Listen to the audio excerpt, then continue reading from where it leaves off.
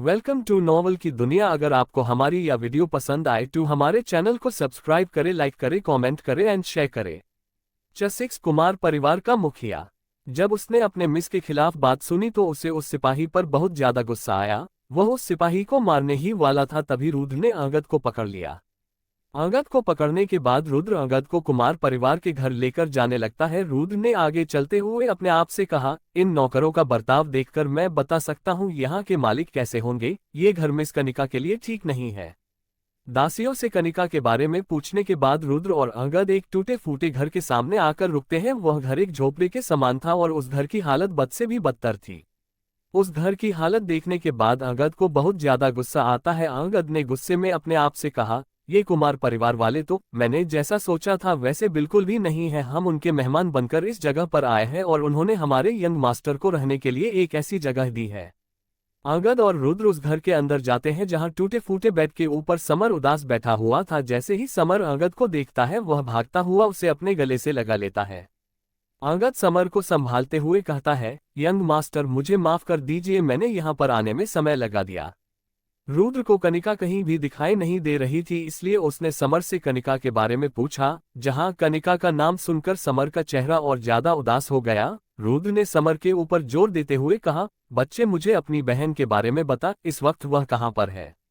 रुद्र की बात सुनकर समर ने कनिका के बारे में बताते हुए कहा, कुछ समय पहले यहाँ पर कुमार परिवार के मुखिया आए थे। उन्होंने कनिका से कहा था कि वह उनके बेटे के पास जाकर शादी करने से मना कर दे।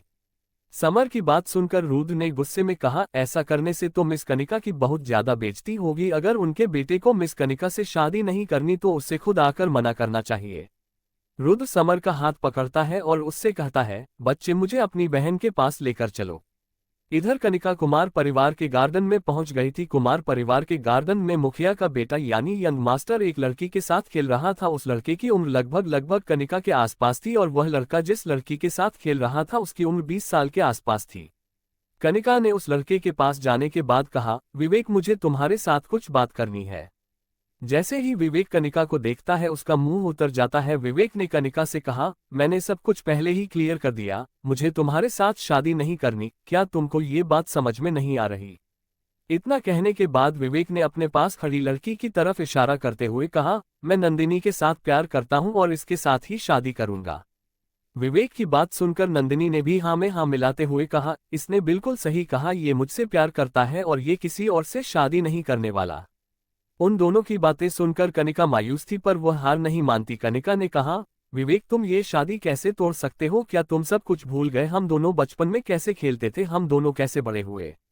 इससे पहले कनिका आगे कुछ कह पाती तभी विवेक ने कनिका को रोकते हुए कहा, तुम्हारा वर्मा परिवार बिल्कुल बर्बाद हो चुका है और तुम मुझसे शादी इसलिए करना चाहती हो जिससे मैं तुम्हारी मदद करूं, पर मैं तुम्हें बता दूं मैं तुम्हारी बिल्कुल भी मदद नहीं करने वाला हूं। कनिका अभी भी हार मानने को तैयार नहीं थी। कनिका ने उम्मीद की राह में विवेक से दोबारा कहा, क्या तुम सब कुछ भूल गए। हमारी शादी बचपन में ही तय हो चुकी थी। विवेक मैं तुमसे भीख मांगती हूँ, तुम ही मेरी मदद कर सकते हो। कनिका और भी बोलना चाहती थी पर तभी कनिका के पास नंदिनी आती है और वह उसके पास आते ही उसके गाल पर थप्पड़ जड़ देती है। नंदिनी ने कहा, कामिनी क्या तुझे मेरी बात समझ में नहीं आई। वो तुझसे शादी नहीं करने वाला। मैं तुम्हें एक बार और कह रही हूँ, यहाँ से चली जाओ। इतना कहने के बाद नंदिनी विवेक की तरफ देखते हुए कहती है, और हाँ मैं तुम्हें भी समझ रही हूँ, आज के बाद तुम मुझे कभी इसके साथ मत दिखना। नंदिनी की बात सुनकर विवेक भी डर जाता है। विवेक ने नंदिनी को दिलासा देते हुए कहा, अरे मेरी जान मैं तुमसे प्यार करता हूँ, तुम्हारे अलावा सभी लड़कियां मेरी नजरों में कचरे के समान है। अब कनिका की सारी आस टूट गई थी। उसे समझ में नहीं आ रहा था कि अब उसे क्या करना चाहिए। न ही उसके पास कोई घर था और न ही कोई ठिकाना। कनिका की गोरी त्वचा एक तरफ से लाल हो गई थी और वह कुछ चाहकर भी नहीं कर सकती थी। जिसके पास वह उम्मीद लेकर आई थी वह भी उसकी मदद करने के लिए तैयार नहीं था। इस वक्त कनिका पूरी तरह टूट गई थी। कनिका अपने आंसू रोकने की पूरी कोशिश कर रही थी पर वह अपने आंसू बहाने से नहीं रोक पाए। कनिका ने रोते हुए अपने आप से कहा, अब मैं क्या करूं। हाँ मुझे ये करना ही होगा। मैं अपने घुटनों पर आने के लिए तैयार हूँ, क्या पता ये मेरी मदद करने के लिए तैयार हो जाए। इतना सोचने के बाद कनिका अपने घुटनों के बल बैठने ही वाली थी पर तभी वहां पर रुद्र आ जाता है और वह कनिका को खड़ा करते हुए तेजी से उन दोनों के गाल पर थप्पड़ जड़ देता है। रुद्र से थप्पड़ खाने के बाद विवेक और नंदिनी अपने गाल पर हाथ रखकर खड़े हो गए थे। विवेक रुद्र को देखकर थोड़ा डर रहा था। विवेक ने डरते हुए अपने आप से कहा, इसकी स्पीड बहुत ज्यादा थी, मुझे तो पता भी नहीं चला ये यहाँ पर कब आ गया, और मैं कुमार परिवार का यंग मास्टर हूँ। इसने मेरे ऊपर हाथ उठाने से पहले एक बार भी नहीं सोचा क्या इसे अपनी जान प्यारी नहीं है। इधर रुद्र को समझ में नहीं आ रहा था कि वह ये सब क्यों कर रहा है। रुद्र ने अपने आप से कहा, मैं इसके लिए ये सब क्यों कर रहा हूँ। हालांकि मैंने अपनी पिछली जिंदगी में बहुत लोगों को मारा है, पर आज से पहले मुझे कभी ऐसा महसूस नहीं हुआ। ये सब जरूर इस दिल की शराफ की वजह से हो रहा होगा, जो उस पिछले वाले रुद्र के पक्के इरादे की वजह से क्रिएट हुआ है। रुद्र ने एक पल के लिए उन दोनों के एक्सप्रेशन को देखा और फिर आगे कहा, लगता है मुझे कुछ दिन और वर्मा परिवार के साथ रहना होगा। यहाँ पर तो मिस कनिका की शादी होने से रही। इतना सोचने के बाद रुद्र कनिका के पास जाता है और उसके आंसू पहुंचने के बाद कहता है, चलो यहाँ से चलते हैं। रुद्र की बात सुनकर पूरा वर्मा परिवार वहां से जाने लगता है, पर तभी पीछे से नंदिनी ने चिल्लाते हुए कहा, तुम सभी को क्या लगता है मेरे थप्पड़ मारने के बाद तुम लोग आसानी से चले जाओगे। जिस पर कनिका ने पीछे मुड़ते हुए कहा, फिर तुम क्या चाहती हो, तुमने कहा था हम कुमार परिवार छोड़कर यहाँ से चल जाए, हम वही तो कर रहे हैं। हाँ, कुमार परिवार तो तुझे छोड़कर जाना होगा, पर इससे पहले तुझे अपने घुटनों के बल बैठकर मुझसे माफी मांगनी होगी। इतना कहने के बाद नंदिनी ने रुद्र की तरफ इशारा करते हुए आगे कहा, और स्पेशली इस लड़के को, इसको 3 बार मुझसे झुककर माफी मांगनी होगी। रुद्र से थप्पड़ खाने के बाद भी नंदिनी और विवेक में बिल्कुल भी बदलाव नहीं आया था, बल्कि अब तो वे लोग वर्मा परिवार की पूरी इज्जत उतारने के बारे में सोच रहे थे। अंगद को भी नंदिनी की बात सुनकर बहुत ज्यादा गुस्सा आ रहा था। अंगद बोला, मुझे नहीं पता था कुमार परिवार का यंग मास्टर ऐसा है, अगर मुझे पता होता तो मैं कभी भी अपनी मिस को यहाँ पर नहीं लेकर आता। अंगद की बात सुनकर नंदिनी ने कनिका को देखा और फिर कहा, तू यह मत भूल, तेरा भाई भी यहीं पर है, जल्दी करो और अपने घुटनों के बल बैठकर मुझसे माफी मांगो, वरना कुछ भी हो सकता है। नंदिनी की बात सुनकर कनिका डर जाती है और वह अपने भाई को गले से लगा लेती है। पूरे वर्मा परिवार में एक ही मर्द बचा था, अगर समर भी मर गया तो उनका पूरा वर्मा परिवार खत्म हो जाएगा। कनिका के चेहरे पर समर को लेकर डर अलग ही देखा जा सकता था। कनिका ने डरते हुए कहा, मैं अपने भाई के लिए कुछ भी करने के लिए तैयार हूं, पर तुम हम सभी को यहाँ से जाने दो। इधर उन दोनों की बात सुनकर रुद्र का गुस्सा हर पल बढ़ता जा रहा था और समर को मारने की बात करके उन दोनों ने रुद्र को और ज्यादा गुस्सा दिला दिया। रुद्र तेजी से विवेक और नंदिनी के पास जाता है और उन दोनों को गले से पकड़ते हुए जमीन पर गिरा देता है। रुद्र की इस हरकत से कनिका और अंगद बहुत ज्यादा हैरान हो गए थे, क्योंकि रुद्र किसी अरे गहरे को नहीं बल्कि कुमार परिवार के यंग मास्टर को मार रहा था, जो आगे चलकर पूरे कुमार परिवार का मुखिया बनेगा। रुद्र ने उन दोनों को गुस्से से देखते हुए कहा, लो अब बताओ कौन अपने घुटनों पर है और कौन खड़ा है। अभी भी नंदिनी अपनी हरकतों से बाज नहीं आई थी। नंदिनी ने गुस्से में चिल्लाते हुए सभी लोगों से कहा, अब तो तुम लोग अगर मेरे पैर के तालवे भी चाटने के लिए तैयार हो जाओ, मैं फिर भी तुम्हें यहाँ से जाने नहीं दूंगी। इससे पहले नंदिनी आगे कुछ कह पाती तभी रुद्र विवेक को लात मारता है, जहां विवेक उड़ता हुआ नंदिनी के ऊपर जाकर गिरता है। अभी रुद्र ने इन दोनों को लात ही मारी थी, तभी पीछे से कुमार परिवार के मुखिया ने बगीचे के अंदर आते हुए कहा, किसकी इतनी हिम्मत हो गई जो कुमार परिवार से पंगा ले रहा है। जैसे ही कनिका और अंगद कुमार परिवार के मुखिया को देखते हैं, उन दोनों की हालत बुरी हो जाती है।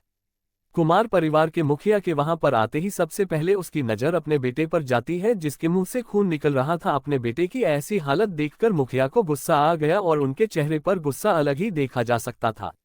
मुखिया ने चिल्लाते हुए सभी से कहा, इतनी ज्यादा हिम्मत किसमें है जिसने मेरे बेटे को मारा। अपने पिता को देखकर विवेक के अंदर भी हिम्मत आ गई। विवेक ने रुद्र की तरफ इशारा करते हुए अपने पिता से कहा, पिताजी ये है वो लड़का जिसने मुझे मारा, वो तो आपने आकर बचा लिया, वरना आज मुझे ये मार डालता। विवेक की बात सुनकर रुद्र ने भी कुमार परिवार के मुखिया को देखा, जो कि देखने में 50 साल के आसपास लग रहा था। मुखिया के ज्यादा दाढ़ी मूछ नहीं थी और उसके बाल पीछे से बंधे हुए थे। भले ही मुखिया के चेहरे पर गुस्सा था, पर वो अंदर से बहुत ही ज्यादा शांत लग रहा था। एक पल देखने के बाद रुद्र ने मुखिया से कहा, अच्छा तू है कुमार परिवार का मुखिया और तेरा स्तर भी 8 है। रुद्र की बात सुनकर एक पल के लिए कुमार परिवार का मुखिया, जिसका नाम जनशेर था, वह हैरान हो गया था। जनशेर ने ऊपर से नीचे रुद्र को देखने के बाद अपने आप से कहा, ये कौन है, इसने तो मुझे सिर्फ एक बार देखने से ही मेरे स्तर का पता लगा लिया। लड़के तेरी नजरें तो बहुत ज्यादा तेज है, वैसे तुम्हारा नाम क्या है? जनशेर ने कहा। जनशेर की बात सुनकर रुद्र ने अपनी उसी अकड़ में कहा, मेरा नाम रुद्र है और मैं वर्मा परिवार का सलाहकार हूँ। रुद्र की बात सुनकर जनशेर ने अपने आप से कहा, हाँ मुझे याद आया, वर्मा परिवार बहुत दिनों से किसी सलाहकार को ढूंढ रहे थे, पर मुझे नहीं लगा था उनका सलाहकार इतना ज्यादा जवान होगा और साथ में ये बहुत ज्यादा रहस्यमय भी है। मुझे ऐसे ही किसी रहस्यमयी लड़के से पंगा नहीं लेना चाहिए।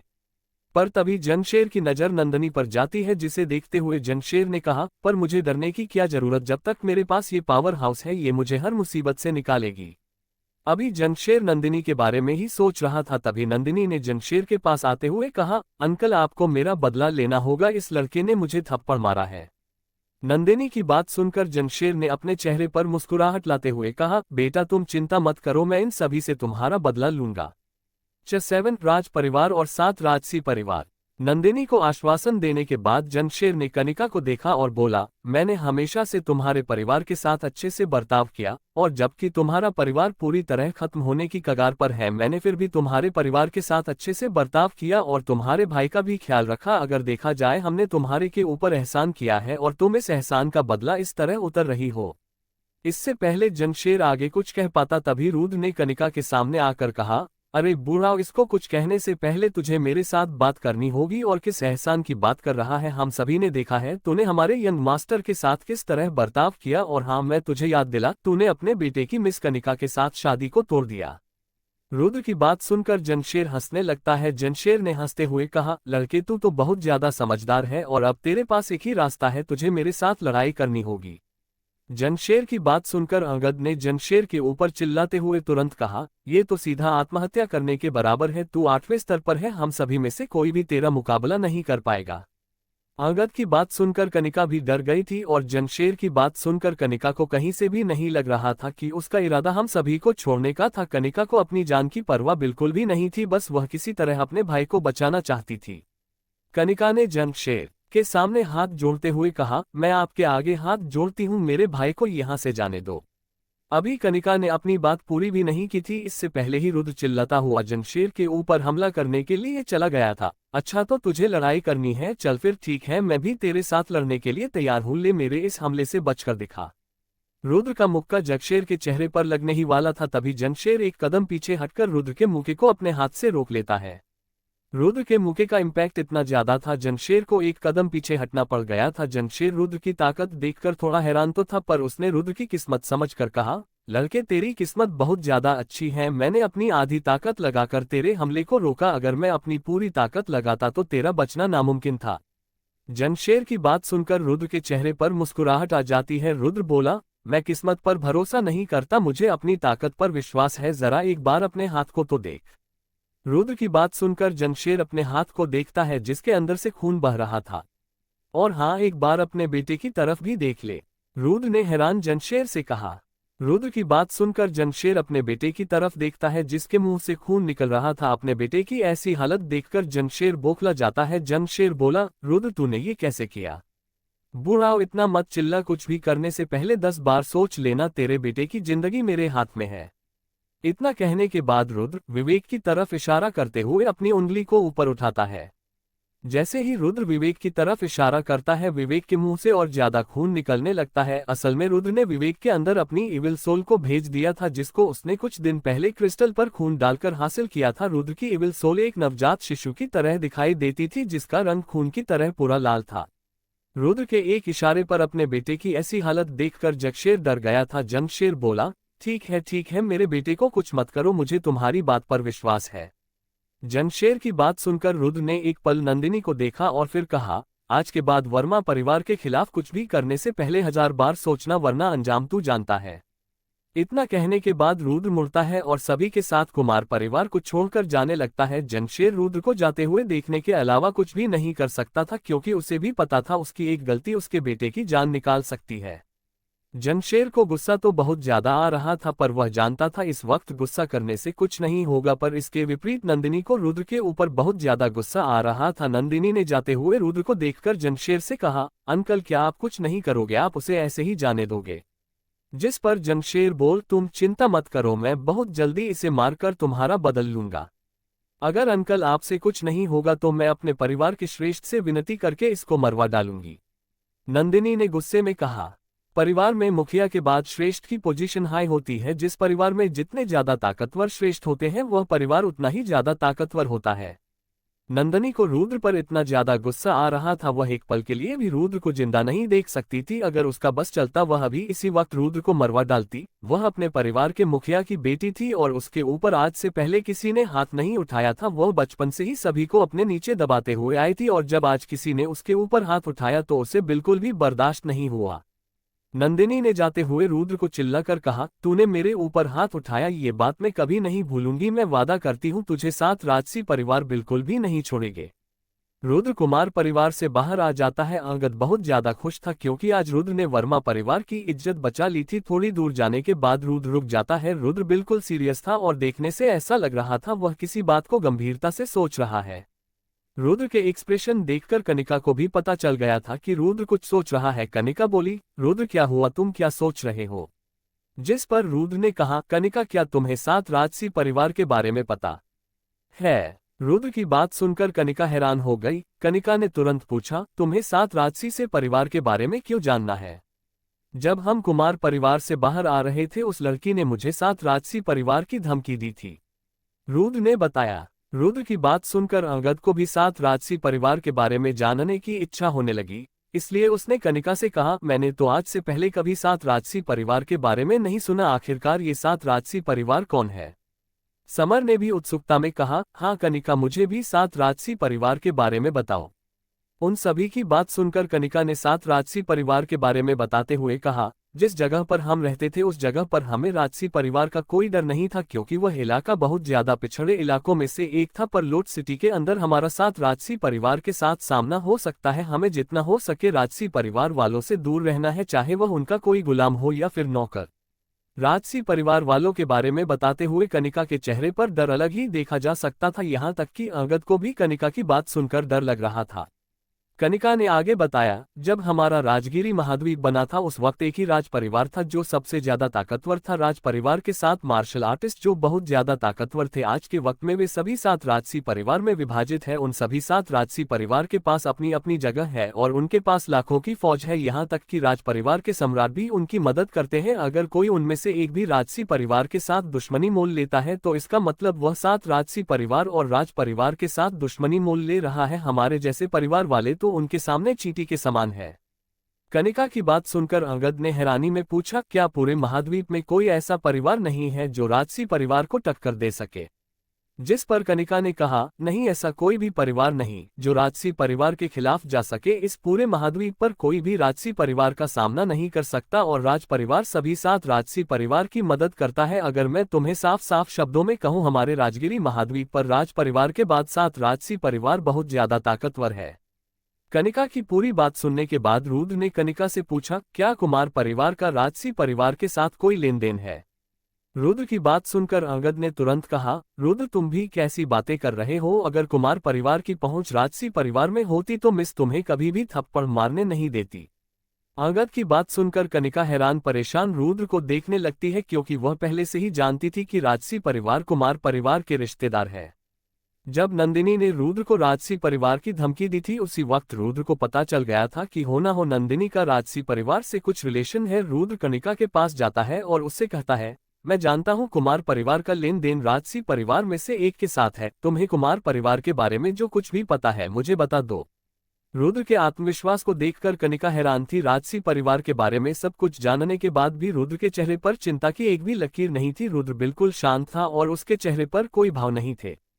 कनिका बोली, हमें कुमार परिवार से डरने की बिल्कुल भी जरूरत नहीं। अगर हमें डरना चाहिए तो अग्रवाल परिवार से। राजसी परिवार कुमार परिवार के बारे में बिल्कुल भी नहीं जानते। आज तुमने जिस लड़की पर हाथ उठाया था वह लड़की अग्रवाल परिवार के मुखिया की बेटी थी और अग्रवाल परिवार की जान पहचान राजसी परिवार में है। कनिका की बात सुनकर अंगद बोला, मुझे अब समझ में आया उस लड़की के अंदर इतना ज्यादा घमंड कहाँ से आया। इस वक्त रुद्र बहुत बड़ी मुसीबत में पड़ चुका था। कनिका को समझ में नहीं आ रहा था कि उसे क्या करना चाहिए। कनिका रुद्र को बचाना चाहती थी क्योंकि आज उसकी वजह से ही वे सभी जिंदा थे। थोड़ी देर सोचने के बाद कनिका ने रुद्र से कहा, रुद्र चलो कुमार परिवार में वापस चलते हैं, हम सभी उनसे माफी मांग लेंगे। तुम्हें क्या लगता है वे लोग हमें माफ कर देंगे? अगर हम वापस जाएंगे तो वे लोग हमें मौत के अलावा कुछ नहीं देंगे। रुद्र ने साफ साफ मना करते हुए कहा। तभी समर ने कहा, बड़े भाई अब हमें क्या करना चाहिए? समर, की बात सुनकर सभी लोग बहुत ज्यादा हैरान हो जाते हैं, क्योंकि आज से पहले कभी समय में रुद्र को बड़े भाई कहकर नहीं पुकारा था। रुद्र भी समर से रिस्पेक्ट पाकर हैरान था। रुद्र बोल, बच्चे तू तो मुझे गुलाम कहकर पुकारता था, आज तुझे क्या हुआ? जिस पर समर ने कहा, बड़े भाई आपने हमारी जान बचाई है, इसलिए अब मैं आपकी इज्जत करने लगा हूं। अगर आप कहो मैं तो आपका अपना जीजा भी बनाने के लिए तैयार हूं। इससे पहले समर आगे कुछ कह पाता तभी कनिका ने समर के सर पर टपली मारते हुए कहा, अबे ये तू क्या बोल रहा है? समर की बात सुनकर रुद्र को कोई फर्क नहीं पड़ा था। हालांकि ये बात अलग थी, कनिका जरूर समर की बात सुनकर शर्माने लगी थी। रुद्र ने कनिका से पूछा, तुम्हें तो लोट सिटी के बारे में मुझसे ज्यादा पता है, क्या इस जगह पर ऐसा कोई परिवार है जो राजसी परिवार को टक्कर दे सके? रुद्र की बात सुनकर कनिका ने बताया, हाँ मुझे एक ऐसे परिवार के बारे में पता है। वह परिवार बहुत ज्यादा अमीर है और राजसी परिवार वाले भी उनकी बात सुनते हैं। वे लोग कौशिक परिवार वाले हैं। कनिका की बात सुनकर रुद्र के चेहरे पर मुस्कुराहट आ जाती है। रुद्र ने समर का हाथ पकड़कर आगे चलते हुए कहा, चलो यहाँ से चलते हैं। रुद्र की बात सुनकर अंगद और कनिका भी रुद्र के पीछे पीछे आने लगते हैं। कनिका ने रुद्र से पूछा, रुद्र अब तुम क्या करने वाले हो और तुमने कौशिक परिवार के बारे में क्यों पूछा? रुद्र ने चलते हुए बताया, अब हम कौशिक परिवार के पास जाकर उनसे दोस्ती करने वाले हैं। चैट कौशिक परिवार। रुद्र ये बात बहुत अच्छे से जानता था, अगर उसने जल्दी ही कुछ नहीं किया तो कुमार परिवार को उन्हें खत्म करने में ज्यादा वक्त नहीं लगेगा। इसलिए रुद्र बिना सोचे समझे सभी के साथ कौशिक परिवार की ओर निकल जाता है। भले ही कौशिक परिवार का लोट सिटी में बोलबाला नहीं था, पर यह बात सभी लोग बहुत अच्छे से जानते थे। कौशिक परिवार बहुत ज्यादा अमीर है और साथ राजसी परिवार वाले भी उनकी बात सुनते हैं। रुद्र जल्दी ही कौशिक परिवार की इमारत के पास पहुंच जाता है। कौशिक परिवार की इमारत कुमार परिवार के घर से कई गुना बड़ी थी और उसे दूर से भी देखा जा सकता था। जैसे ही रुद्र इमारत के पास पहुंचता है, उसे दो गार्ड दिखाई देते हैं जिनके हाथ में भाला था। उन दोनों गार्ड को देखकर रुद्र ने अपने आप से कहा, यहाँ के तो गार्ड भी बहुत ज्यादा स्ट्रांग है। वहीं वे दोनों गार्ड जैसे ही रुद्र और सभी लोगों को देखते हैं, उनका मुंह बन जाता है। बेशक वे दोनों गार्ड सामने से आई भीड़ को देखकर खुश नहीं थे। रुद्र उन दोनों गार्ड के सामने आकर रुक जाता है और उस गार्ड से कहता है, जाओ अपने मास्टर को बताओ कि तुमसे मिलने के लिए वर्मा परिवार की मिस आई है। रुद्र ने ये बात थोड़ी अकड़ में कही थी, इसलिए उन दोनों गार्ड को गुस्सा आ गया था। उनमें से एक गार्ड ने कहा, तेरी इतनी ज्यादा हिम्मत जो तू मेरी तरफ देखकर भी बात नहीं कर रहा। तभी दूसरा गार्ड बोला, क्या कहा तुमने? वर्मा परिवार? ये कौन सा परिवार है? मैंने तो आज से पहले वर्मा परिवार का नाम नहीं सुना। हाँ तुमने सही कहा, मुझे नहीं लगता हमें इन सभी को अंदर जाने देना चाहिए, पहले वाले गार्ड ने कहा। उन दोनों की बात सुनकर रुद्र तुरंत बोला, तुम दोनों कौशिक परिवार के गार्ड हो और तुम्हारे पास अधिकार नहीं है कौन अंदर जाएगा और कौन बाहर। रुद्र की बात सुनकर उन दोनों गार्ड को गुस्सा आ गया था। उनमें से एक गार्ड ने रुद्र के ऊपर चिल्लाते हुए कहा, लड़के तू अपनी औकात से बाहर जा रहा है। क्या कहा तुमने? मैं अपनी औकात से बाहर जा रहा हूं? लगता है बाहर के लोग ये बात नहीं जानते कौशिक परिवार वाले अपने मेहमानों के साथ किस तरह बर्ताव करते हैं। ये तो बहुत बुरी बात है। अभी रुद्र ने अपनी बात पूरी ही की थी कि तभी अंदर से एक 20 वर्षीय लड़की बाहर आती है। वह लड़की भी कनिका की तरह ही सुंदर थी और उसने भी शाही पोशाक पहन रखा था। जैसे ही वे दोनों गार्ड उस लड़की को देखते हैं, वे उसके सामने झुक जाते हैं और उसे रुद्र के बारे में बताने लगते हैं। मिस, ये लड़का यहाँ पर तमाशा कर रहा है, इसलिए हम इसे यहाँ से भगा रहे थे। जैसे ही अंगद की नजर उस लड़की पर पड़ती है, वह उसे पहचान लेता है। अंगद ने उस लड़की को देखते हुए रुद्र से कहा, रुद्र ये तो वही लड़की है जो हमें कुछ दिनों पहले बाजार के अंदर मिली थी और तुमने इस लड़की की मदद नकली क्रिस्टल पहचाने में भी की थी। रुद्र ने भी उस लड़की को देखते हुए अपने आप से कहा, मुझे नहीं लगा था ये लड़की मुझे इस जगह पर मिलेगी। चलो ये भी अच्छा है, अब मेरा काम आसानी से हो जाएगा। वह लड़की रुद्र के पास आती है और उससे कहती है, मेरा नाम जानवी है और मैं इसी जगह पर रहती हूँ। यहाँ के मुखिया मेरे अंकल है, क्या मैं जान सकती हूँ तुम सभी यहाँ पर क्या करने के लिए आए हो? रुद्र बोला, मेरा नाम रुद्र है और मैं वर्मा परिवार का सलाहकार हूँ। मैंने सुना है कौशिक परिवार बिजनेस करने में बहुत ज्यादा अच्छा है, इसलिए मैं यहाँ पर अपनी मिस कनिका को लेकर आया हूँ। इन्हें आपको कुछ बेचना है। इधर कनिका को कुछ भी समझ में नहीं आ रहा था, बस वह चुपचाप रुद्र के साइड में खड़ी थी। वही जानवी ने रुद्र की बात सुनकर सभी को अंदर ले जाते हुए कहा, अच्छा तो आपको हमारे साथ बिजनेस करना है, ठीक है। आपको जो कुछ भी बेचना है पहले उसे मैं देखूंगी और फिर मास्टर को दिखाया जाएगा। इतना कहने के बाद जानवी सभी को अंदर लेकर चली जाती है। इधर दोनों गार्ड ने भी रुद्र और जानवी की सारी बातें सुन ली थी। उनमें से एक गार्ड ने परेशान होते हुए दूसरे वाले गार्ड से कहा, क्या ये लड़का सच में हमारी मिस का दोस्त है? अगर ऐसा हुआ तो ये हमें बिल्कुल भी नहीं छोड़ेगा। जिस पर पहले वाले गार्ड ने कहा, अरे तुम इतना ज्यादा क्यों डर रहे हो, तुम्हें कहाँ से लगता है वह फटीचर हमारी मिस का दोस्त हो सकता है, तुम देखना इसके पास कोई ऐसी चीज नहीं होगी जो ज्यादा महंगी हो, हमारी मिस इन लोगों को जल्दी ही बाहर फेंकवा देगी। पहले वाले गार्ड की बात सुनकर दूसरे वाला गार्ड भी संतुष्ट हो जाता है। इन लोगों को एक बार बाहर आने दो, फिर मैं इन सभी को सबक सिखाऊंगा, खासकर उस लड़के को जो मेरे सामने कुछ ज्यादा ही फुदक रहा था। इधर जानवी ने रुद्र और सभी को एक कमरे के अंदर बैठा दिया था और खुद रुद्र के सामने वाली चेयर पर बैठ गई थी। जानवी के चेहरे पर हल्की मुस्कुराहट थी और वह रुद्र के साथ अच्छे से बर्ताव कर रही थी। जानवी ने मुद्दे पर आते हुए रुद्र से कहा, क्या तुम मुझे दिखा सकते हो तुम हमें क्या बेचने वाले हो? जानवी का नेचर देखकर रुद्र को जानवी कहीं से भी चालाक नहीं लग रही थी, बल्कि उसे तो वह बहुत ज्यादा सीधी लग रही थी। रुद्र ने एक कागज को बाहर निकालते हुए अपने आप से कहा, भले ही ये एक शाही परिवार से आती है पर इसे मुझसे ज्यादा बिजनेस करना नहीं आता होगा। एक शाही परिवार में बहुत सारे मार्शल आर्टिस्ट होते हैं जिन पर परिवार का मुखिया राज करता है। मुखिया के बाद श्रेष्ठ की पोजीशन हाई होती है। हालांकि ये बात अलग है, परिवार में श्रेष्ठ की संख्या बहुत ज्यादा कम होती है, क्योंकि श्रेष्ठ की ताकत परिवार के मुखिया जितनी या फिर उससे कम होती है। रुद्र उस कागज को निकालने के बाद टेबल पर रख देता है। वह कागज देखने में बिल्कुल नॉर्मल था, बस उसके ऊपर कुछ चित्र बने हुए थे। उस कागज को ध्यान से देखने के बाद जानवी को समझने में ज्यादा वक्त नहीं लगता कि उस कागज के ऊपर एक फॉर्मेशन बनी हुई है। उस फॉर्मेशन को देखने के बाद जानवी के मुंह से हैरानी में निकला, पहले स्तर की फॉर्मेशन। जानवी ये बात बहुत अच्छे से जानती थी कि हमारी दुनिया के अंदर फॉर्मेशन मास्टर बहुत ज्यादा कम है, जिस वजह से फॉर्मेशन की डिमांड बहुत ज्यादा है। फॉर्मेशन की मदद से कोई भी अपनी जगह को सुरक्षित कर सकता था और किसी मार्शल आर्टिस्ट को फंसाकर उसे जान से भी मार सकता था। भले ही वह फॉर्मेशन पहले स्तर की थी, पर लोट सिटी जैसी जगह पर वह फॉर्मेशन भी बहुत ज्यादा रेयर थी। जानवी उस फॉर्मेशन को बहुत ज्यादा ध्यान से देख रही थी और जितना ज्यादा वह उस फॉर्मेशन को समझने की कोशिश कर रही थी वह उतनी ही ज्यादा हैरान हो रही थी। इधर अंगद और कनिका को कुछ भी समझ में नहीं आ रहा था कि जानवी उस कागज के टुकड़े को इतने ज्यादा ध्यान से क्यों देख रही है। अंगद ने कनिका के पास जाकर कहा, मिस इस कागज पर तो कल रात रुद्र कुछ लिख रहा था। जिस पर कनिका ने हैरानी में कहा, हाँ इस बारे में तो मुझे भी पता है, पर वह इस कागज को इतने ध्यान से क्यों देख रही है? जानवी ने कुछ पल रुद्र को देखा और फिर कहा, चलो बताओ इस फॉर्मेशन का रेट क्या है? मुझे नहीं पता ये फॉर्मेशन कितने की है, आप बताओ आपके हिसाब से इसका क्या रेट है? रुद्र ने शांति से कहा, मैं तुम्हें इस इंफॉर्मेशन के 50,000 स्पिरिचुअल स्टोन देने के लिए तैयार हूं। जानवी बोली। जैसे ही कनिका और अंगद 50,000 स्पिरिचुअल स्टोन का नाम सुनते हैं वे दोनों बहुत ज्यादा हैरान हो जाते हैं। उन्हें नहीं लगा था कि इस कागज के टुकड़े की इतनी ज्यादा कीमत होगी। वही जानवी की बात सुनकर रुद्र के चेहरे पर मुस्कुराहट आ जाती है। रुद्र ने हल्की मुस्कुराहट के साथ जानवी से कहा, सिर्फ 50,000? ये तो इस फॉर्मेशन की बहुत कम कीमत है, अगर आप इस फॉर्मेशन की सही कीमत नहीं लगाओगे तो हम यहाँ से जा रहे हैं। रुद्र की बात सुनकर जानवी ने तुरंत कहा, 50,000 स्पिरिचुअल स्टोन इस फॉर्मेशन के लिए बिल्कुल सही है। इस फॉर्मेशन को हाथ से बनाया गया है और मुझे तो ये भी नहीं पता ये फॉर्मेशन सही भी है या नहीं। रुद्र बोला, ये मजाक करने का वक्त नहीं है, मेरी फॉर्मेशन बिल्कुल सही है, अगर आप इसकी और कीमत नहीं बढ़ा सकती तो मैं यहाँ से जा रहा हूँ। रुद्र की बात सुनकर जानवी सोच में पड़ जाती है। कुछ सेकंड सोचने के बाद जानवी ने रुद्र से कहा, ठीक है मैं तुम्हें इस फॉर्मेशन के 1.5 लाख स्पिरिचुअल स्टोन देने के लिए तैयार हूँ। अभी भी रुद्र के एक्सप्रेशन बिल्कुल भी नहीं बदले थे, ऐसा लग रहा था जैसे कि वह जानवी की बात सुनकर संतुष्ट नहीं हुआ है। रुद्र ने कहा, लगता है आपको ये फॉर्मेशन नहीं चाहिए, ये फॉर्मेशन 1.5 लाख स्पिरिचुअल स्टोन से भी ज्यादा की है।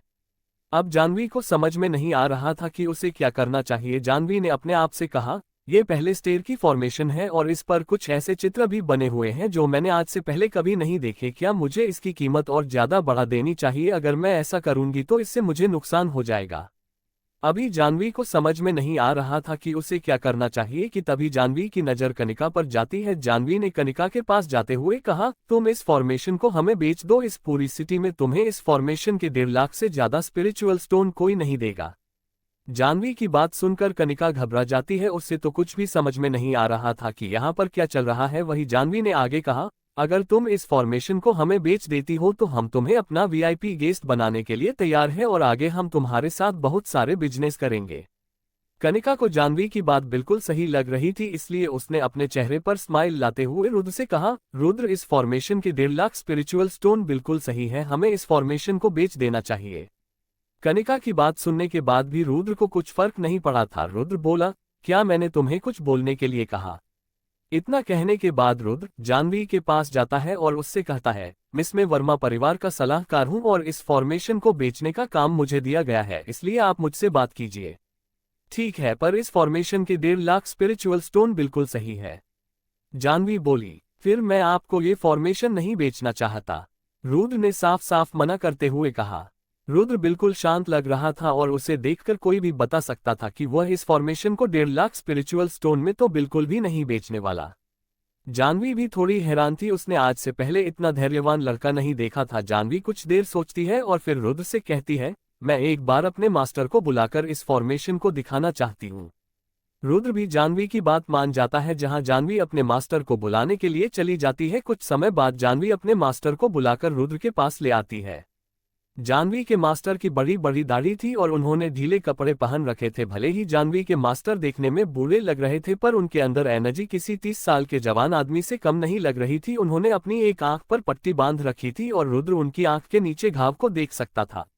उस बूढ़े आदमी का नाम यशवंत कौशिक था। रुद्र ने यशवंत को देखकर अपने आप से कहा, मैंने जितना सोचा था ये तो उससे कई गुना ज्यादा ताकतवर है, यहाँ तक कि मैं इसकी ताकत का अंदाजा भी नहीं लगा पा रहा हूँ। यशवंत जानवी के साथ रुद्र के पास आ जाता है, जहां कनिका अपने सामने यशवंत को देखकर उसे नमस्कार करती है। यशवंत ने रुद्र के पास आने के बाद कहा, अच्छा तो तुम हो वर्मा परिवार के सलाहकार। मैंने सुना है वर्मा परिवार के सभी फैसले तुम लेते हो, चलो बैठकर सौदा करते हैं। यशवंत की बात सुनकर रुद्र कुर्सी पर बैठ जाता है, जहां यशवंत भी रुद्र के सामने बैठ जाता है। यशवंत के साइड में जानवी खड़ी थी और वो रुद्र को ही घूर घूर कर देख रही थी। जानवी ने अपने आप से कहा, मैं भी देखती हूँ मेरे मास्टर तुम्हारे इस कागज की कितनी कीमत लगाते हैं। यशवंत ने बात शुरू करते हुए कहा, मुझे जानवी ने बताया कि इसने तुम्हारी फॉर्मेशन की सही कीमत नहीं लगाई, क्या मैं उस फॉर्मेशन को देख सकता हूँ? यशवंत की बात सुनकर रुद्र जिस कागज पर फॉर्मेशन बनी थी उस कागज को टेबल पर रख देता है, जहां जैसे ही यशवंत की नजर उस फॉर्मेशन पर पड़ती है वो बहुत ज्यादा हैरान हो जाता है। यशवंत ने कुछ पल रुद्र को देखा और फिर अपने आप से कहा, मुझे नहीं लगा था इनके पास ऐसी फॉर्मेशन होगी। अभी यशवंत अपनी सोच में ही गुम था, तभी रुद्र बोला, बताइए आप इस फॉर्मेशन के कितने देंगे? कुछ देर सोचने के बाद यशवंत बोला, मैं तुम्हें इस फॉर्मेशन के 10 लाख स्पिरिचुअल स्टोन देने के लिए तैयार हूँ। अब आगे क्या होगा? क्या रुद्र यशवंत से 10 लाख स्पिरिचुअल स्टोन लेने के बाद यशवंत को वह फॉर्मेशन दे देगा या फिर नहीं? चेन्नई डार्क फील्ड का राज। जैसे ही यशवंत उस फॉर्मेशन के 10 लाख स्पिरिचुअल स्टोन बोलता है, कनिका और अगद हैरानी से अपनी जगह से खड़े हो जाते हैं। यहाँ तक कि जानवी भी अपने मास्टर को हैरानी में देख रही थी। इस वक्त उस जगह पर सन्नाटा छा चुका था और किसी की भी कुछ बोलने की हिम्मत नहीं हो रही थी। तभी रुद्र ने सन्नाटे को चीरते हुए कहा, मुझे अपनी फॉर्मेशन नहीं बेचनी, ये 10 लाख से भी ज्यादा की है। रुद्र की बात सुनकर यशवंत भी हैरान हो जाता है, पर अगले ही पल यशवंत ने रुद्र से कहा, देखो लड़के, मैं जानता हूँ सौदा करना तुम्हारे हाथों में है, पर मैं तुम्हें इस फॉर्मेशन के 10 लाख स्पिरिचुअल स्टोन से ज्यादा नहीं दे सकता। रुद्र की बात सुनकर कनिका के भी पसीने छूट गए थे, क्योंकि यशवंत ने जो कीमत लगाई थी वह बहुत ज्यादा थी और रुद्र उस कीमत में भी फॉर्मेशन को बेचने के लिए तैयार नहीं था। कनिका ने रुद्र को समझाते हुए कहा, रुद्र हमें इस फॉर्मेशन को बेच देना चाहिए, इससे ज्यादा कीमत हमें कहीं पर नहीं मिलेगी। कनिका की बात सुनकर रुद्र तस से मज नहीं हुआ था, बल्कि उसने गुस्से में फॉर्मेशन को उठाते हुए यशवंत से कहा, ठीक है, अगर आप इसकी ज्यादा कीमत नहीं लगाओगे तो हम यहाँ से जा रहे हैं। रुद्र ने यह बात अकड़ और गुस्से में कही थी। यशवंत को भी रुद्र की बात सुनकर गुस्सा आ गया था। यशवंत ने अपनी एनर्जी को रिलीज करते हुए रुद्र से कहा, मैं तुम्हें चेतावनी दे रहा हूँ। यशवंत की एनर्जी का प्रेशर इतना ज्यादा था, रुद्र अपनी जगह पर खड़ा भी नहीं हो पा रहा था। रुद्र को ऐसा लग रहा था जैसे कि उसके ऊपर किसी ने बड़ा पत्थर रख दिया हो, पर रुद्र अभी भी हार मानने के लिए तैयार नहीं था। उसके चेहरे पर पहले वाली कुटिल मुस्कुराहट बेकरार थी। रुद्र ने यशवंत के प्रेशर को झेलते हुए कहा, क्या कौशिक परिवार वाले अपने मेहमान के साथ इसी तरह बर्ताव करते हैं? यशवंत बोला, क्या तुम्हें मुझसे डर नहीं लगता है? मुझे तुमसे किस बात का डर लगेगा? मैं तो यहाँ पर बिजनेस करने के लिए आया था। मैंने सुना है कौशिक परिवार बिजनेस करने में बहुत ज्यादा अच्छा है, इसलिए मैं यहाँ पर आया था। पर अगर यह बात बार फैल गई कि कौशिक परिवार अपने कस्टमर के साथ किस तरह बर्ताव करता है तो आपकी बहुत बदनामी होगी, और रही बात मेरी, मुझे मेरी बदनामी से कोई फर्क नहीं पड़ता है। रुद्र की बात सुनकर यशवंत रुक जाता है और हंसने लगता है। वही अगद, कनिका और जानवी को कुछ भी समझ में नहीं आ रहा था कि यहाँ पर क्या चल रहा है। यशवंत बैठ जाता है और रुद्र से कहता है, तुम तो बहुत ज्यादा चालाक हो। अगर वर्मा परिवार के पास तुम्हारे जैसा लड़का है तो वर्मा परिवार को उठने से कोई नहीं रोक सकता। यशवंत की बात सुनकर रुद्र भी बैठ जाता है और यशवंत से कहता है, आप तो बहुत ज्यादा अच्छे हैं, आपको ये भी पता होगा मैं यहाँ पर क्या करने के लिए आया हूँ। जिस पर यशवंत ने कहा, हाँ मैं जानता हूँ, तुम्हारी कुछ शर्तें भी हैं, मुझे बताओ तुम क्या चाहते हो। यशवंत की बात सुनकर रुद्र खुश हो जाता है। रुद्र ने यशवंत को फॉर्मेशन देते हुए कहा, इस फॉर्मेशन की कीमत 50 लाख है, आपको मुझे 5 लाख अभी देने होंगे और बाकी के 45 लाख में बाद में लूंगा। रुद्र की बात सुनकर यशवंत भी बिना किसी हिचक के रुद्र की बात मान जाता है। यशवंत ने रुद्र से कहा, ठीक है, मैं तुम्हें 5 लाख देने के लिए तैयार हूं और जब तक तुम्हारा कर्ज हमारे ऊपर रहेगा हम तुम्हारी पूरी मदद करेंगे।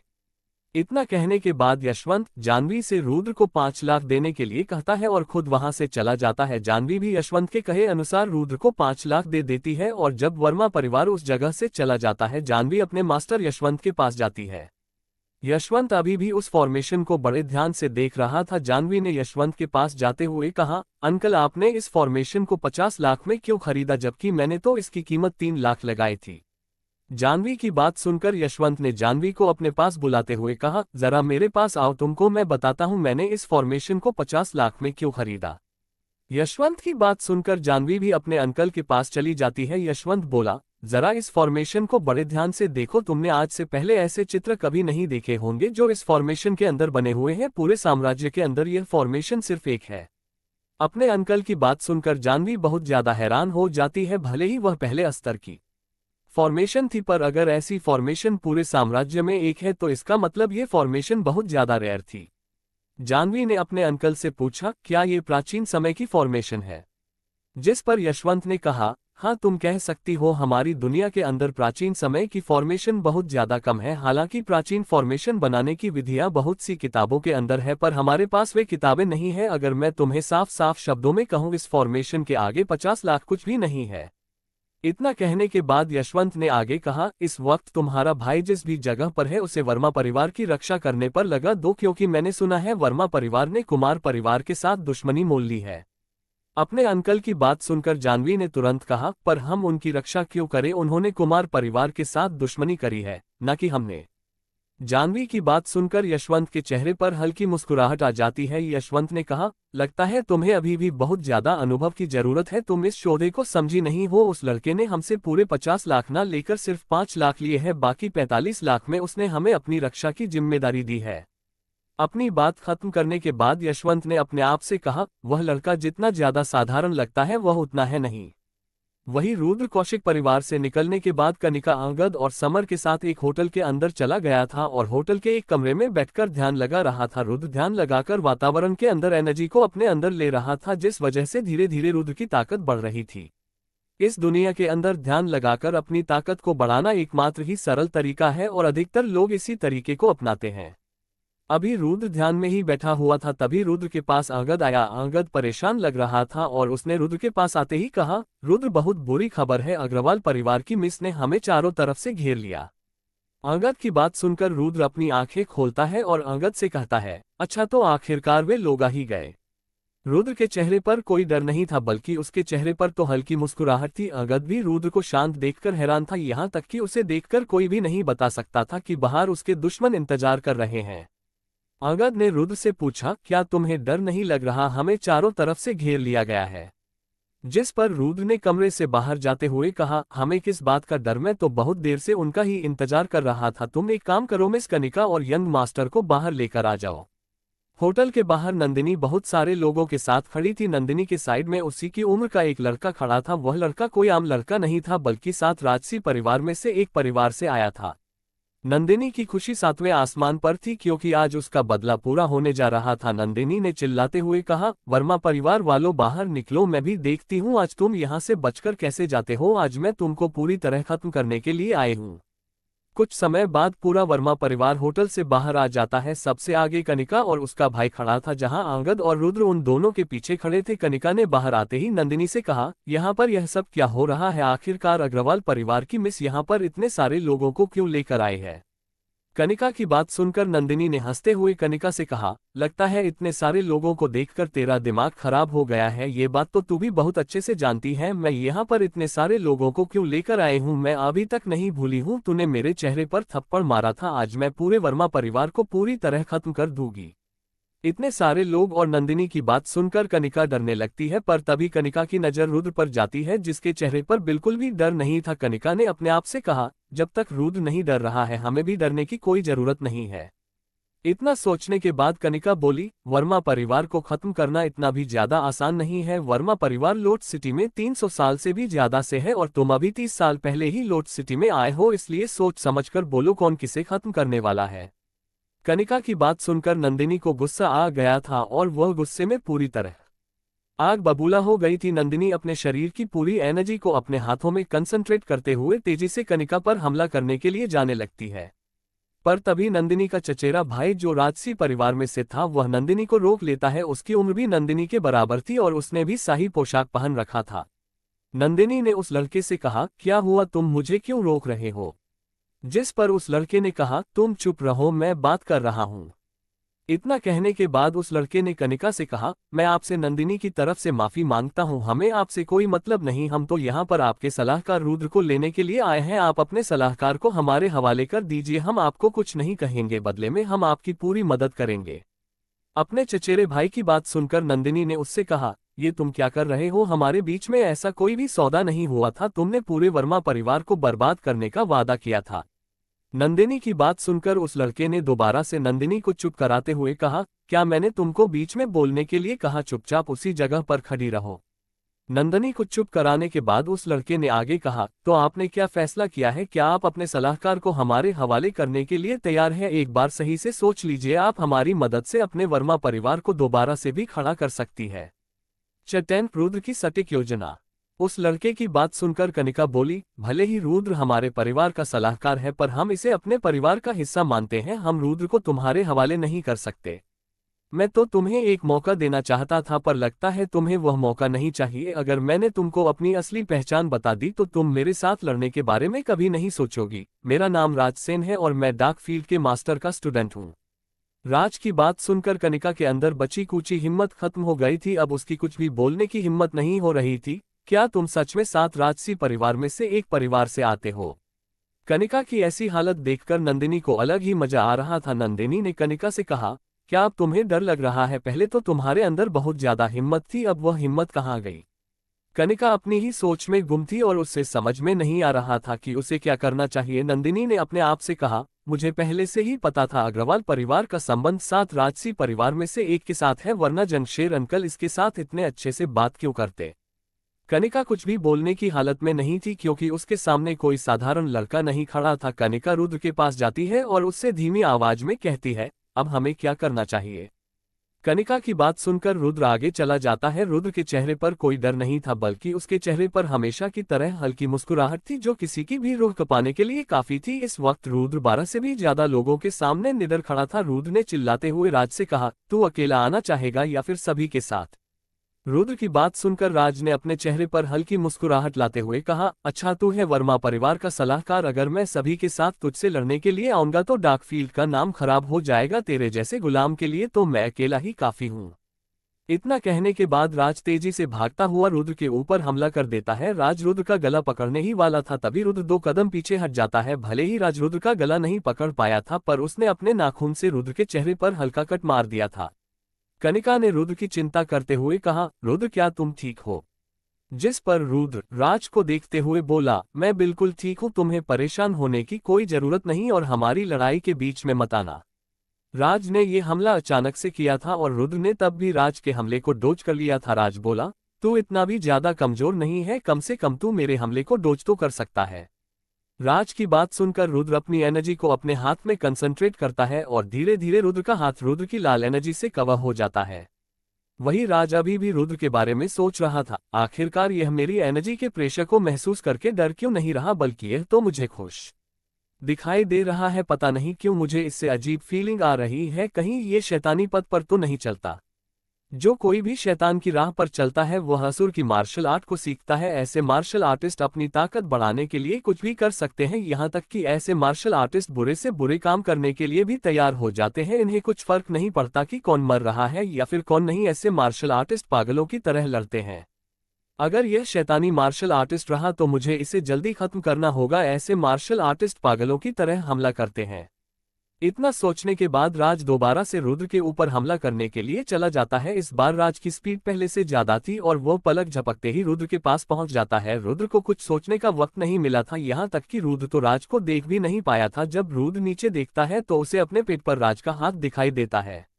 रुद्र पर हमला करने के बाद राज ने अपने चेहरे पर शैतानी हंसी लाते हुए कहा, मैंने अपनी एनर्जी का इस्तेमाल करते हुए तेरी एनर्जी को रोक दिया, अब तू चाह कर भी अपनी एनर्जी को इस्तेमाल नहीं कर पाएगा। इतना कहने के बाद राज रुद्र की तरह ही अपने दूसरे हाथ पर अपनी एनर्जी को रिलीज करता है। ऐसा करते ही राज का दूसरा हाथ हरे रंग की एनर्जी से कवर हो जाता है। राज बोला, अब तेरी कोई भी मार्शल आर्ट काम नहीं आएगी, क्योंकि बिना एनर्जी के तू अपनी मार्शल आर्ट को इस्तेमाल नहीं कर सकता। इतना कहने के बाद राज रुद्र को मारने ही वाला था, तभी रुद्र अपनी एनर्जी को इस्तेमाल करते हुए राज को मुक्का मारता है। रुद्र का मुक्का इतना तेज था, राज उड़ता हुआ दूर जाकर गिरा था और उसके मुंह से खून भी निकलने लगा था। राज जल्दी से खड़ा होता है और हैरानी में रुद्र को देखने लगता है। राज ने रुद्र से कहा, ऐसे कैसे हो सकता है, मैंने तो तेरी एनर्जी को रोक दिया था, फिर तू अपनी एनर्जी को कैसे इस्तेमाल कर पा रहा है। जैसे ही राज की बात खत्म होती है रुद्र खून की उल्टी करके नीचे गिर जाता है। रुद्र को देखने से ऐसा लग रहा था जैसे कि वह बहुत ज्यादा थक गया हो। रुद्र की ऐसी हालत देखकर अंगद और कनिका तेजी से रुद्र के पास आते हैं और उसे पूरी तरह गिरने से संभालते हैं। तभी राज की आवाज आई, मुझे समझ में आ गया, मैंने इसकी एनर्जी को रोक दिया था पर इसने फिर भी जबरदस्ती अपनी एनर्जी को इस्तेमाल किया। इसका मतलब ये बहुत ज्यादा घायल हो गया है। हालांकि मैं भी घायल हूं, पर इस वक्त इसकी ऐसी हालत है, मैं अपने एक ही हाथ से इसे मार सकता हूं। इतना कहने के बाद राज तेजी से रुद्र की ओर बढ़ने लगता है, जहां कनिका राज को अपनी ओर बढ़ते हुए देखकर रुद्र के सामने खड़ी हो जाती है। जैसे ही राज कनिका के पास पहुंचता है वह उसके साइड से जाता हुआ रुद्र के करीब पहुंच जाता है। अंगद राज को रुद्र से दूर करने की कोशिश करता है, पर राज का एक ही मुक्का अंगद को रुद्र से दूर कर देता है। अब रुद्र की रक्षा करने के लिए कोई भी नहीं था और रुद्र की हालत ऐसी थी वह अपने हाथ को भी नहीं हिला पा रहा था। राज रुद्र को मारने ही वाला था, तभी वहां पर एक लड़का आकर राज का हाथ पकड़ लेता है। उस लड़के की उम्र भी रुद्र और राज के बराबर थी और उसने भी राज की तरह सफेद रंग का शाही पोशाक पहन रखा था। उस लड़के का नाम सार्थक था और वह रुद्र की रक्षा करने के लिए आया था। नंदिनी सार्थक को देखकर पहचान गई थी और वह उसे इस जगह पर देखकर हैरान भी थी। नंदिनी ने अपने आप से कहा, ये लड़का तो कौशिक परिवार से है, ये यहाँ पर क्या करने के लिए आया है। नंदिनी ही नहीं बल्कि उस जगह पर जितने भी लोग थे वे सभी सार्थक को देखकर हैरान थे और कुछ ऐसा ही हाल राज का भी था। सार्थक बोला, मैं जानता था कुत्ते की दुम कभी सीधी नहीं होती, तुम आज भी बिल्कुल नहीं बदले, क्या तुम्हारा इतने लोगों को मारकर मन नहीं भरा। सार्थक की बात सुनकर राज ने अपना हाथ छुड़ाते हुए कहा, तुझे इससे क्या मतलब, तू अपना काम कर और मैं अपना काम करता हूँ। देख, मैं तुझे इस लड़के को मारने नहीं दे सकता, मुझे इस जगह पर यशवंत अंकल ने भेजा है, हम दोनों का स्तर बराबर है, पर इस वक्त तू घायल है, मैं तुझे बड़ी आसानी से हरा सकता हूँ, इसलिए पीछे हट जा। तू भी यह बात अच्छे से जानता है, मेरे जैसे मार्शल आर्टिस्ट कभी हार नहीं मानते, चाहे उसके लिए मुझे अपनी जान की बाजी क्यों न लगानी पड़े। क्या तू मेरे साथ लड़ाई करके हम दोनों परिवार के बीच में जंग शुरू करना चाहता है।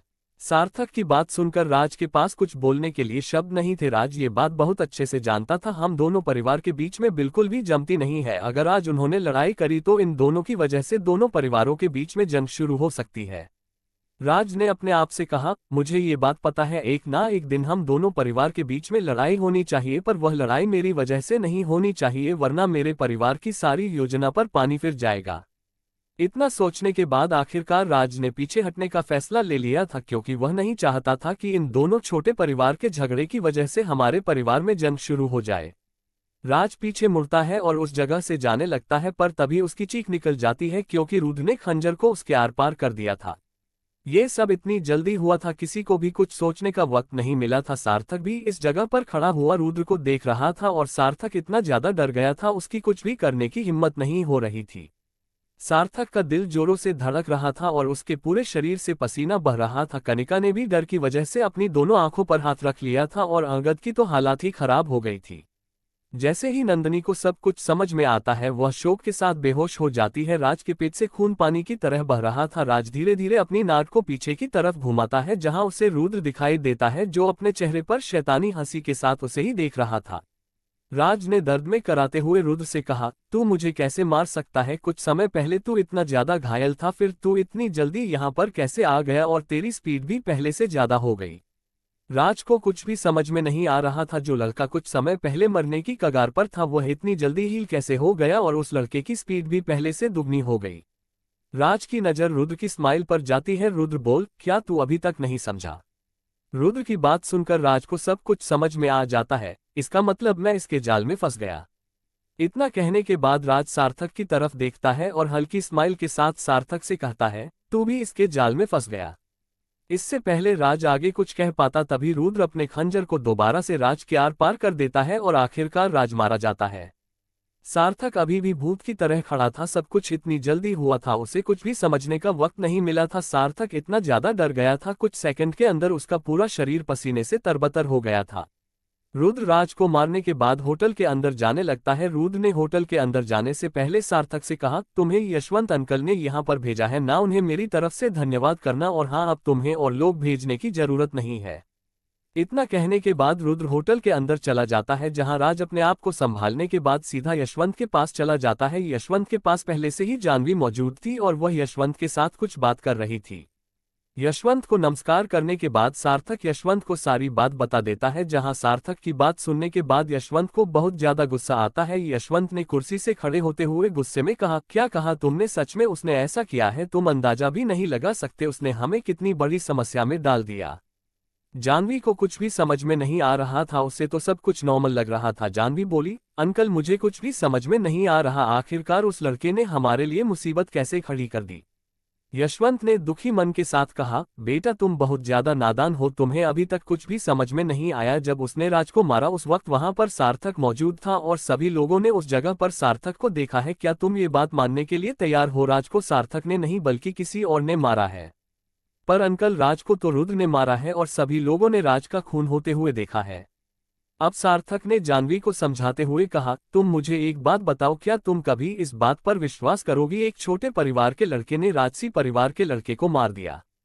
नहीं नहीं, ऐसे नहीं हो सकता। भला एक साधारण लड़का राजसी परिवार के लड़के को कैसे मार सकता है? मैं भी यही कहना चाहता हूं। जब तुम ही मेरी बात पर विश्वास नहीं कर रही तो और लोग कैसे विश्वास करेंगे कि राज को मैंने नहीं बल्कि रुद्र ने मारा है? अब जानवी को भी सब कुछ समझ में आ गया था कि वे लोग बहुत बड़ी मुसीबत में पड़ चुके हैं। जानवी ने वर्मा परिवार को कोसते हुए कहा, हमें कभी भी उनकी मदद नहीं करनी चाहिए थी, उनकी वजह से आज हम बहुत बड़ी मुसीबत में पड़ चुके हैं। जसवंत ने अपने सर पर हाथ रखते हुए कहा, हमारी किस्मत बहुत ज्यादा बुरी है जो हम उस लड़के से मिले, उसने पहले से ही सब कुछ तैयार कर लिया था। तुम ही सोचो, पहले वह बहुत ज्यादा घायल था पर जैसे ही उस जगह पर सार्थक आया वह अपने आप ही ठीक हो गया, क्योंकि उसे पता था इस जगह पर हमें बचाने के लिए कोई ना कोई जरूर आएगा, इसलिए वह घायल होने का नाटक कर रहा था। जानवी ने पूछा, पर उसे कैसे पता था कि मुझे कौशिक परिवार से बचाने के लिए कोई ना कोई जरूर आएगा? क्योंकि वह पहले से ही जानता था। जब उसने हमें वह फॉर्मेशन दी थी वह उसी वक्त समझ गया था हम लोग उसे बचाने के लिए किसी न किसी को जरूर भेजेंगे और उसने उसी वक्त ये योजना बनाई होगी और हम उसके जाल में फंस भी गए। पर अंकल, क्या उसे डर नहीं लगता? उसने लोट सिटी के दो सबसे बड़े परिवार के साथ दुश्मनी मोल ली है। नहीं बेटा, तुम सोच भी नहीं सकती उसका दिमाग कितना तेज चलता है। जब हम दोनों परिवार के बीच में लड़ाई होगी वह उसी का फायदा उठाकर लोटास सिटी छोड़कर चला जाएगा। इतना कहने के बाद यशवंत ने कुछ सोचते हुए अपने आप से कहा, यह लड़का तो मैंने जितना सोचा था उससे कहीं गुना ज्यादा चालाक है।